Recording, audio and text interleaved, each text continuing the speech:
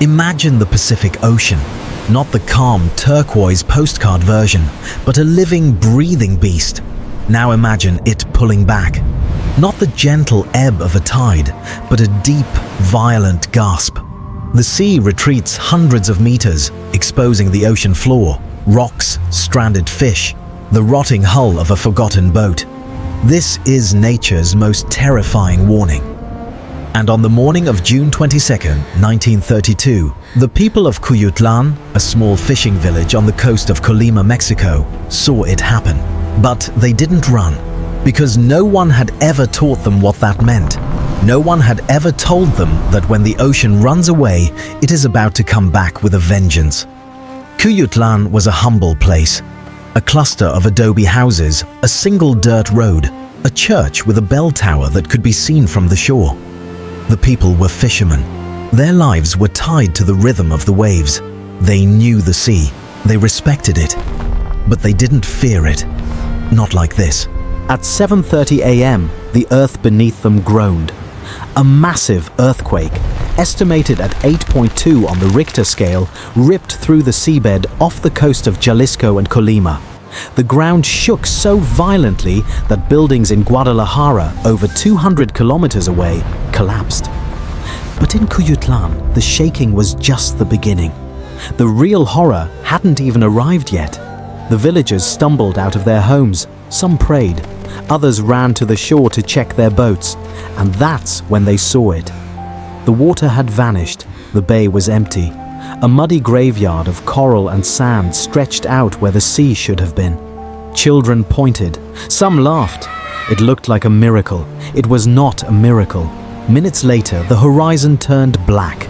Not from clouds, from water. A wall of dark, churning ocean rose 11 meters high, 36 feet. It was moving at the speed of a freight train. By the time anyone understood what they were seeing, it was already too late. The first wave hit Cuyutlán like a fist from God. It didn't flood the town, it erased it. Adobe walls dissolved on impact. The church tower snapped like a twig. Boats were thrown into the streets, then into the jungle. People were swept away, not screaming because there was no time to scream. 1 second they were standing on dry land. The next, they were tumbling through a nightmare of debris, salt water and darkness. The wave didn't stop at the beach. It pushed inland for over a kilometer, crushing everything in its path. When it finally receded, it didn't just take buildings. It took bodies. It took entire families. It took the memory of a town that had stood there for generations. When the water finally settled, Cuyutlán was gone.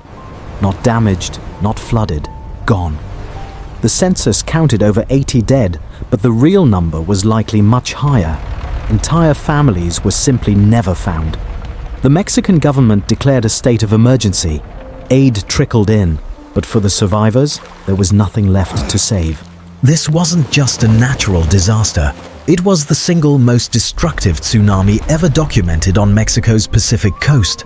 And yet, ask any Mexican American today about the 1932 Cuyutlán tsunami, and most will draw a blank. It is a ghost story without a voice.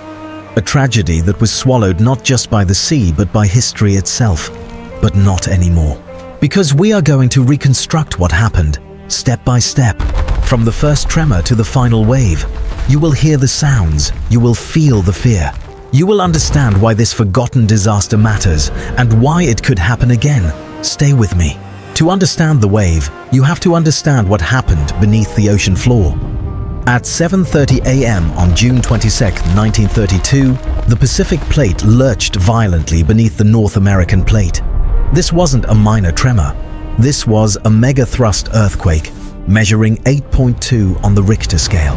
The rupture stretched for over 200 kilometers along the Middle America Trench, a deep scar in the seafloor where tectonic plates collide.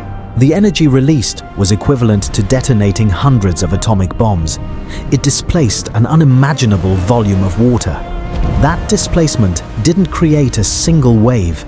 It created a series of waves, radiating outward like ripples in a pond. But these ripples were moving at over 700 kilometers per hour, the speed of a jet aircraft. Within minutes, the first wave reached the shallow waters off the coast of Kolyma. As the seafloor rose to meet it, the wave slowed down. But physics has a cruel rule. When a wave slows, it grows. The energy that was traveling horizontally was now forced upward. A ripple became a swell became a wall, and that wall became an 11-meter monster. But Cuyutlán wasn't the only target. The earthquake devastated a wide region. In the city of Kolyma, dozens of buildings collapsed. In Guadalajara, church bells rang spontaneously as the ground swayed. But the real destruction was happening where no one could see it, underwater. Submarine landslides triggered by the shaking added even more energy to the waves. The tsunami was being fed from multiple sources at once. The first sign of trouble came not from the sea, but from the sky. Fishermen reported that birds fled inland in a panic. Dogs howled without reason. Horses broke their tethers and ran for higher ground. The animals knew, they always know. But humans, trapped in the illusion of safety, ignored the warnings. At 7:45 a.m., the sea began to withdraw. In Manzanillo, a major port just 30 kilometers north of Cuyutlán, the water dropped so low that ships listed to their sides, stranded on the muddy bottom. Dock workers walked out onto the exposed seabed, curious. Some picked up stranded fish. Others just stared at the horizon, confused. Then they saw it. A dark line, not a cloud, not a shadow. A wall of water moving toward them at terrifying speed. The port of Manzanillo was hit by waves estimated at 10 meters high. Warehouses were crushed. Ships were thrown onto the shore like toys. But Manzanillo had concrete buildings. It had infrastructure. It survived. Cuyutlán had none of that. Cuyutlán was built directly on the beach. Its homes were made of adobe and palm fronds. Its elevation was barely above sea level. It was, in geological terms, a death trap. And when that 11-meter wave arrived, there was nothing to stop it. No seawall, no warning system, no evacuation plan. The wave didn't crash. It didn't break like a surfer's wave. It simply arrived. A moving mountain of dark green water that swallowed the coastline whole. The sound was unlike anything survivors had ever heard. Not a roar, not a crash. A deep, grinding rumble, like the earth itself was chewing the town. Inside that wave was everything the ocean had collected on its journey. Rocks, coral, sand, and the wreckage of smaller boats. It was a liquid battering ram, and it hit Cuyutlán with the full force of a tectonic event that had been building for centuries. The first impact lasted less than 3 minutes. But in those 3 minutes, a town that had existed for over 400 years was reduced to rubble. The church, the market, the school, the homes, all of it gone. The wave didn't stop at the beach. It pushed inland, carving a new coastline as it went. When it finally receded, it didn't just take buildings, it took the land itself. And then the ocean went quiet. For a moment, survivors thought it was over. They crawled out from behind debris, coughing salt water, bleeding from cuts.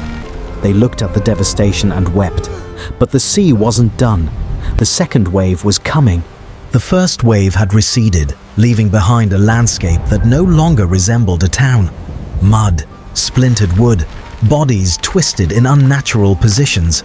Survivors stumbled through the wreckage, calling out names that would never be answered. Some were in shock.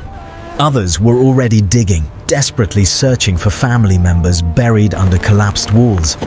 But the ocean was still breathing. At 8:15 a.m., roughly 30 minutes after the first impact, the sea pulled back again. This time, it didn't just retreat, it vanished. The waterline dropped so far that the ocean floor was exposed for nearly a kilometer. Fish flopped helplessly on the wet sand. Crabs scurried into holes. And then, in the distance, a new sound emerged. A low, rumbling hiss, like 1,000 waterfalls converging into one. The second wave was larger than the first. Not in height, it measured roughly the same, around 10 to 11 meters, but in volume. The first wave had cleared the path. The second wave had nothing to slow it down. It surged inland with even greater speed. carrying the debris of the first assault, broken beams, shattered boats, and the bodies of those already killed. This wave didn't just destroy, it pulverized. Survivors who had made it to higher ground watched in horror as the second wave swallowed the remains of their homes. Adobe walls that had somehow withstood the first impact dissolved like sugar in water. The church bell tower, already leaning, collapsed completely.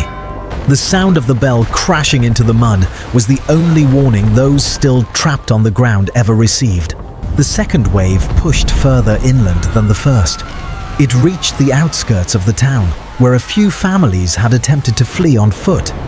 It caught them in the open. There was no shelter, no escape. The water didn't discriminate between the living and the dead. It carried everything inland, then pulled it all back out to sea.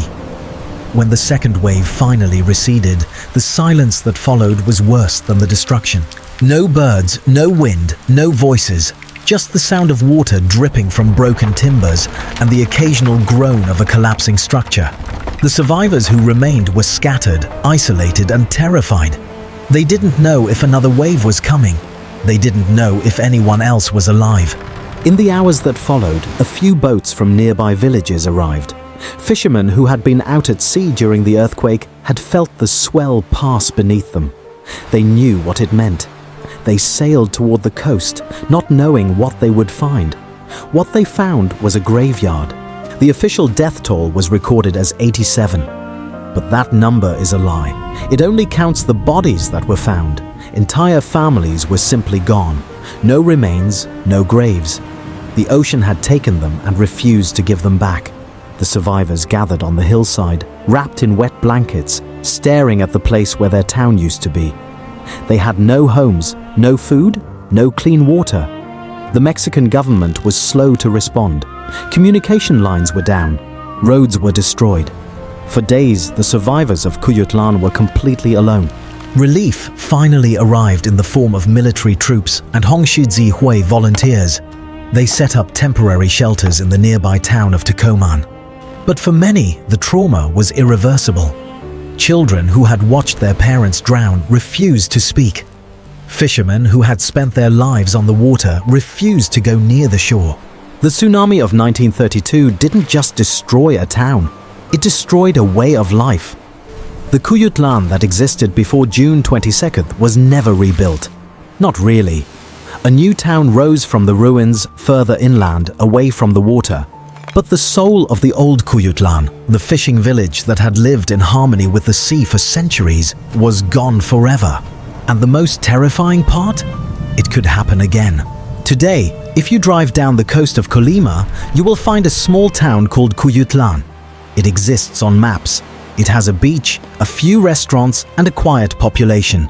But the Cuyutlán you see today is not the Cuyutlán that was destroyed in 1932. That town is gone. What stands now is a reconstruction, built further inland, built with fear in the foundation. The old town site is marked by nothing, no monument, no plaque. Just a stretch of beach where, if you dig deep enough, you might find fragments of adobe, rusted nails, or a child's toy swallowed by the sand. The memory of the disaster is kept alive only by the oldest residents, the ones who were children in 1932. They tell stories of the day the ocean turned into a monster. But those voices are fading. Soon there will be no one left who remembers. And that is the real tragedy. Because the 1932 Cuyutlán tsunami is not just a historical footnote, it is a warning. The same tectonic forces that generated that 11-meter wave are still active today. The Middle America Trench is still a volatile boundary. Scientists estimate that a similar earthquake could occur at any time. The question is not if, but when. Yet, despite this, tsunami preparedness in the region remains dangerously low. Many coastal communities in Mexico lack adequate warning systems. Evacuation routes are poorly marked. Public awareness is minimal. The same conditions that made Cuyutlán vulnerable in 1932 still exist in dozens of towns along the Pacific coast. This is why the story must be told. Because history has a cruel habit of repeating itself when no one is listening. The 2004 Indian Ocean tsunami killed over 200,000 people. The 2011 Tohoku tsunami killed nearly 20,000. In both cases, the warning signs were there: the receding sea, the fleeing animals, the earthquake. But people didn't know what to look for. They didn't know the story. The story of Cuyutlán is that story. It is a lesson written in salt water and rubble. A lesson that says, when the ocean runs away, do not follow. When the ground shakes, run for higher ground. When you see the horizon turn black, do not wait for permission to survive. This channel exists to reconstruct these forgotten histories, to give voice to the disasters that time tried to bury, because every wave that crashes on a forgotten shore carries a message, and that message is simple: respect the sea, learn the signs, remember the dead. If this story moved you, if you felt even a fraction of the terror that those 87 souls felt on June 22, 1932, then do not let their memory fade. Hit the like button. Comment below, have you ever heard of the Cuyutlán tsunami? Share this video with someone who needs to know, and most importantly, subscribe and turn on the notification bell. Because there are more stories like this, more disasters that history forgot, more warnings that the world needs to hear. The ocean is patient, it will wait, but we must be ready. This has been AI Reconstruction History. We remember so that you can survive.